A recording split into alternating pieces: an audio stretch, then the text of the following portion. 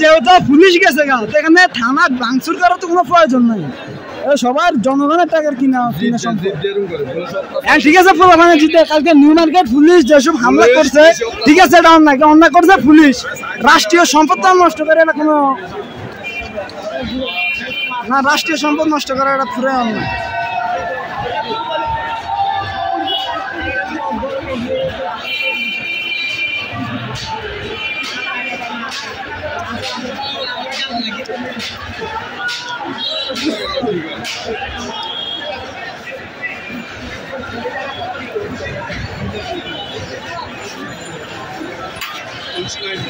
গ্যাসের মতো তেলের মতো গ্যাস আর গ্যাসের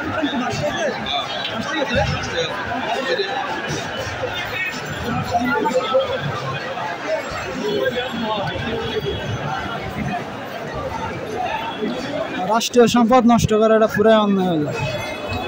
থানা এটা তো হচ্ছে জনগণের টাকা, বাংলা রাষ্ট্রীয় সম্পদ তো নষ্ট করে লাভ নাই, অন্যায় করছে পুলিশ।